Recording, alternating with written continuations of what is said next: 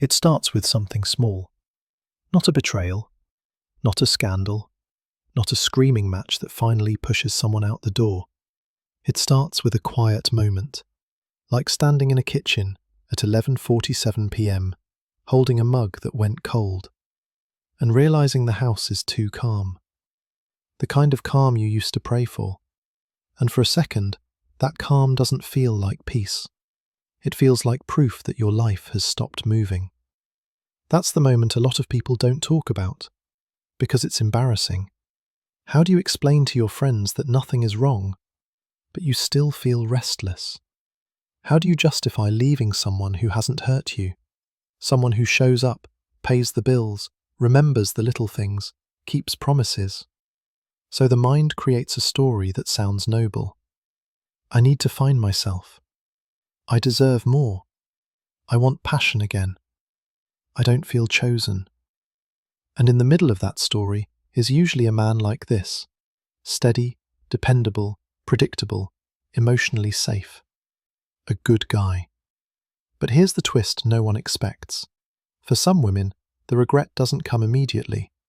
It arrives later, quietly, when life finally gives them what they thought they wanted. Freedom, space, new energy, new attention. And then, the silence gets louder. Today we're unpacking the modern stability trap. Why reliability started looking like boredom. Why normal love started feeling like a downgrade. And why so many people only recognize the value of peace after they traded it for chaos. Let's call her Rachel. Rachel wasn't miserable. She wasn't trapped. From the outside, her life looked like the kind of life people quietly hope for. A solid home, 2 kids, a routine that worked, and a partner who did what he said he would do. Daniel was the kind of man you could build a life on. Not loud, not flashy, but present. He didn't love bomb. He didn't perform romance for applause. He just handled things. He remembered Rachel's oat milk preference without asking. He refilled the gas tank when her car was low. He packed the kids' lunches with the right snacks. He replaced the broken cabinet hinge without announcing it like a heroic act. When Rachel was sick, he didn't ask, "What should I do?" He already knew. When she was stressed, he didn't compete with her emotions. He anchored them. And for years, that was enough. Until it wasn't. Over time, Rachel began to feel something she couldn't label. A low-grade irritation, a dullness, a sense that her days were repeating, that she could predict every conversation before it happened. Daniel's stability, his consistency, started to feel like a loop. And the scariest part? Daniel didn't change. Rachel did. Or more accurately, Rachel's interpretation changed. Instead of seeing Daniel as safe, she started seeing him as unexciting. Instead of seeing the routine as teamwork, she started calling it settling. Instead of seeing peace as intimacy, she started calling it no spark. And she didn't leave because Daniel was cruel. She left because Daniel was normal. Which sounds harmless until you realize how many lives get detonated by that one word. There's a psychological reason stability can start to feel invisible. Your brain is designed to conserve attention.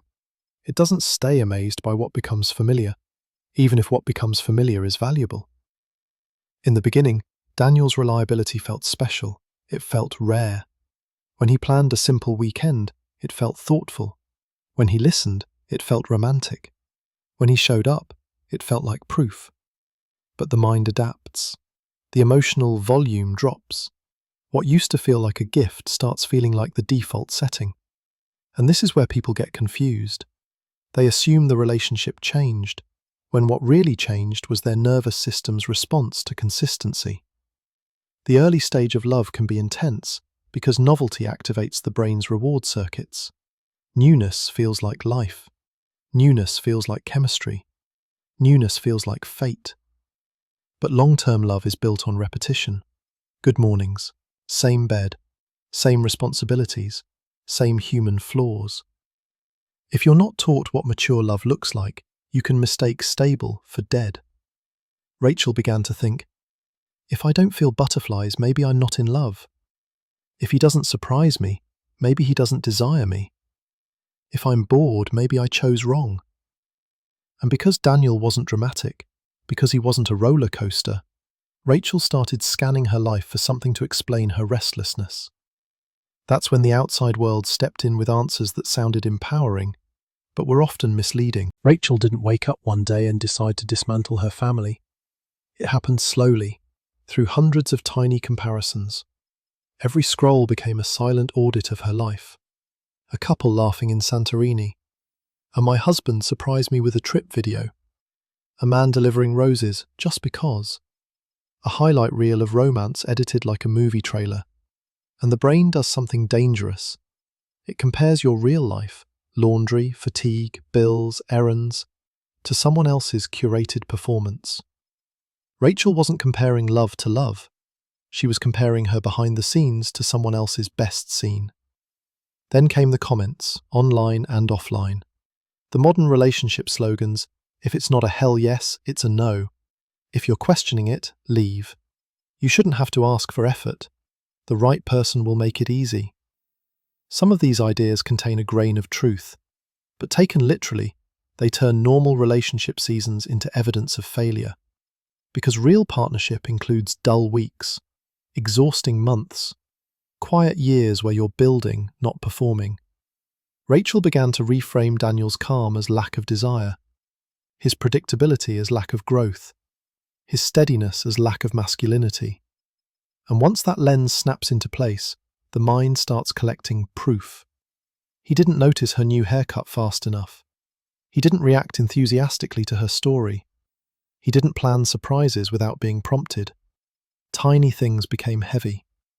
Not because they were objectively heavy, but because Rachel's story demanded they be. Eventually, Rachel did what many people do when they're stuck in a story. She acted. She didn't leave in flames, she left in frost. A quiet separation, paperwork, logistics, a new apartment, a new routine, a new identity, independent. At first it felt like oxygen. No one asking where the keys are, no shared calendar, no domestic negotiations. And then, almost immediately, came attention. New men found her refreshing, interesting, magnetic.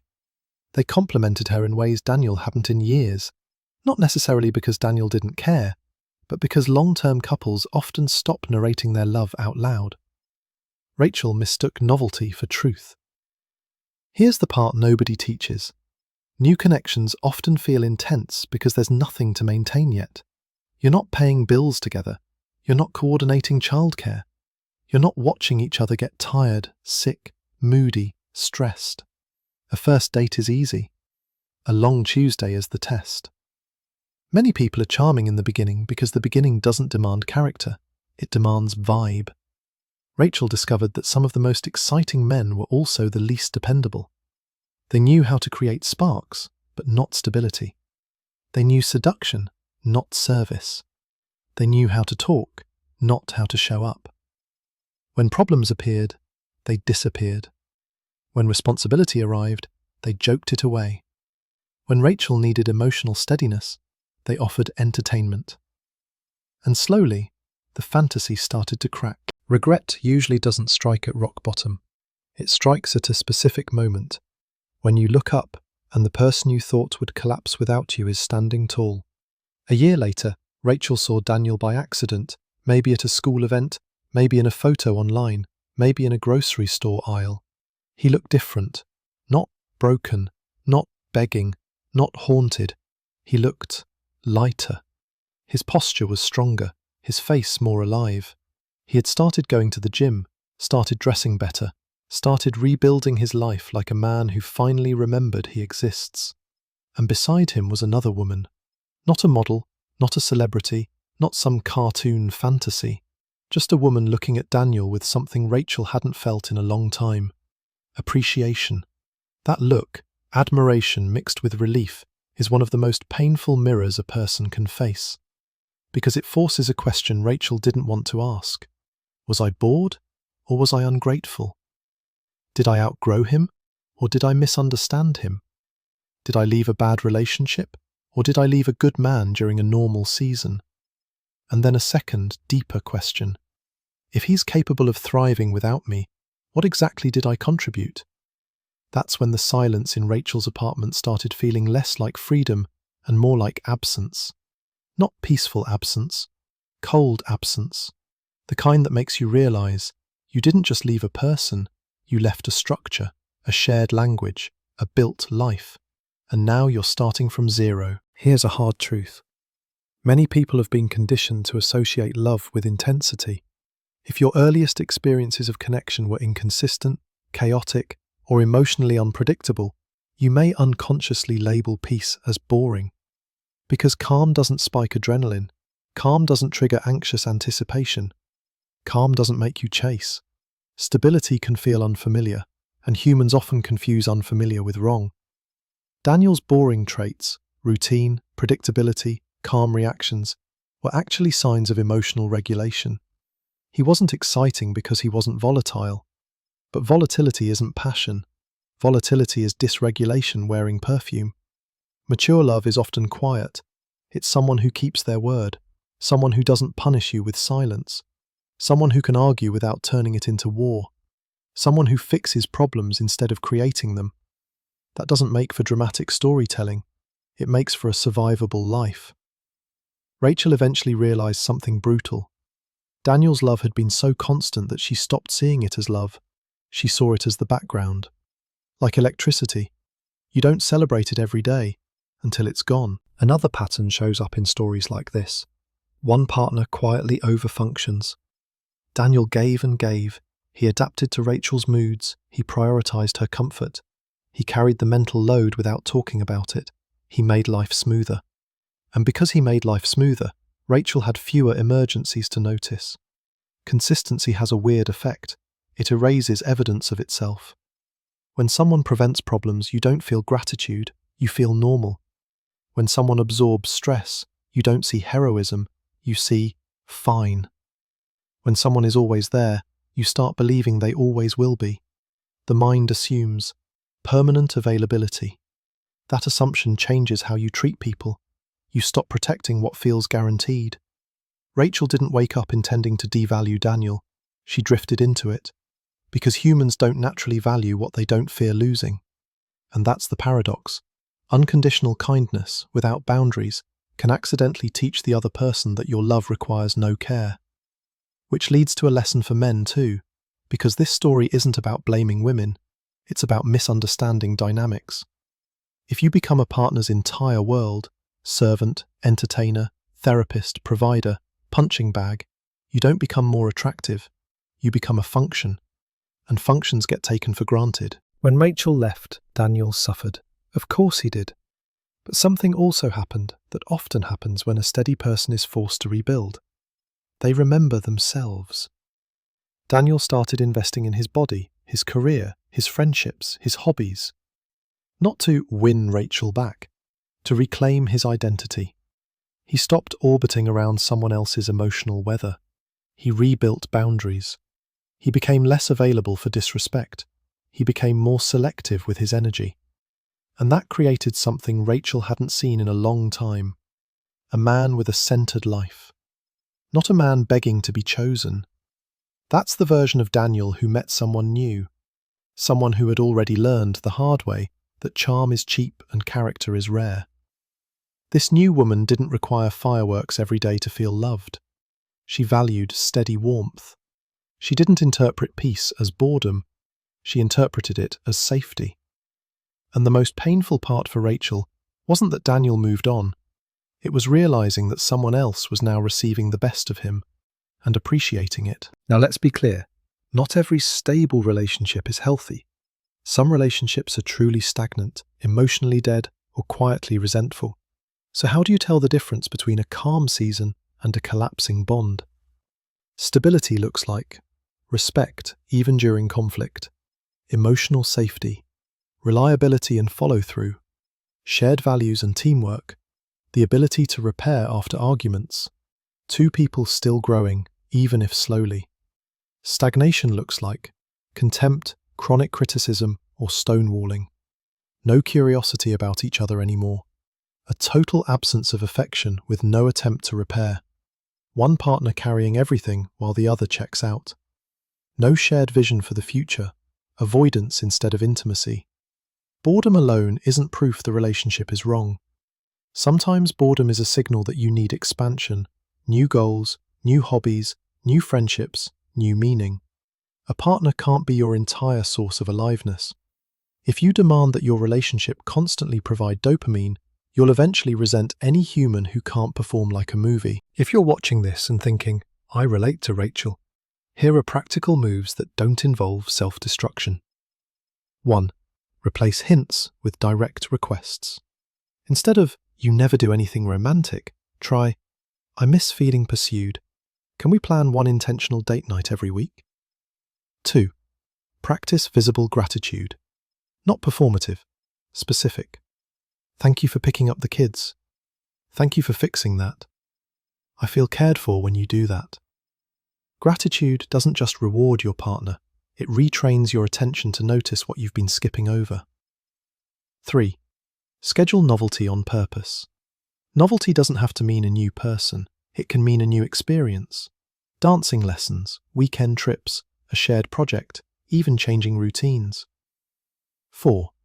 Build an identity outside the relationship.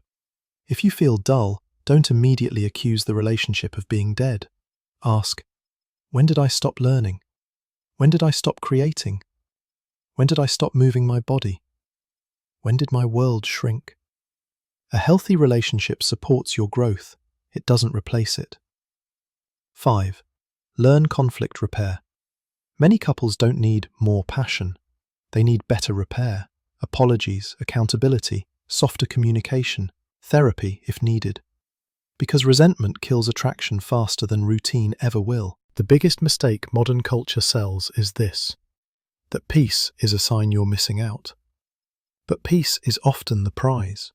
It's the thing you search for through chaos, then accidentally discard when you finally have it. Real love usually doesn't feel like a constant festival. It feels like support, like steadiness, like someone who stays consistent when your mood is inconsistent, like a home your nervous system can rest in. And yes, relationships still need romance, desire, and play, but the foundation is not fireworks. The foundation is character. Because one day you won't care who was exciting. You'll care who was dependable when life got heavy. So before you trade a good partner for a fantasy, ask yourself, am I leaving because I'm truly unloved, or because I'm understimulated? Am I craving freedom, or am I avoiding responsibility?